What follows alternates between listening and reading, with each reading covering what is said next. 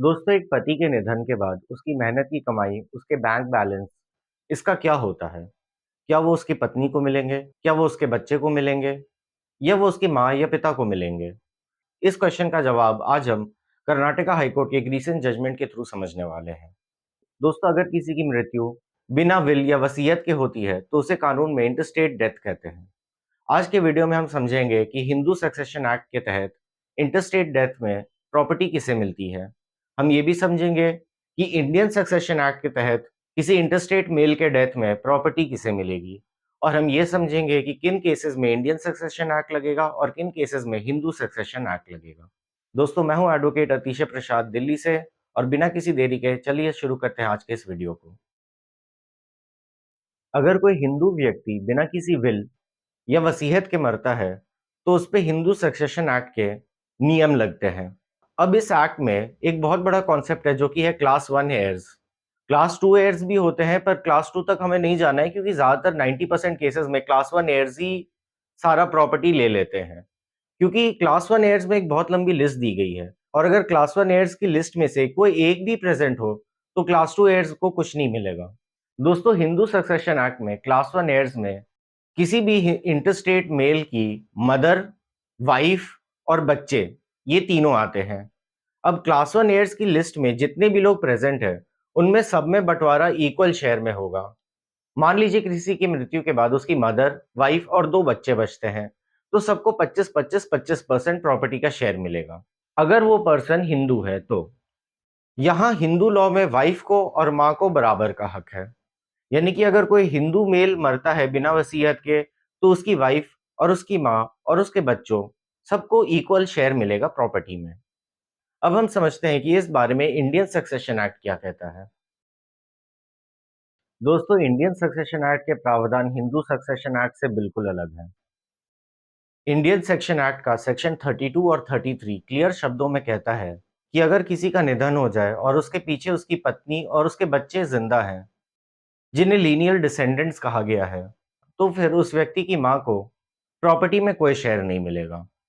यानी कि सिंपल शब्दों में अगर पत्नी और बच्चे हैं, तो माँ पूरी तरह से व्यक्ति की इनहेरिटेंस से एक्सक्लूडेड है।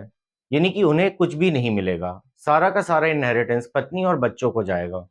अब बात होती है कि कब इंडियन सक्सेशन एक्ट अप्लाई करेगा और कब हिंदू सक्सेशन एक्ट अप्लाई करेगा। दोस्तों, अगर व्यक्ति हिंदू है, तो फिर हिंदू सक्सेशन एक्ट अप्लाई करेगा।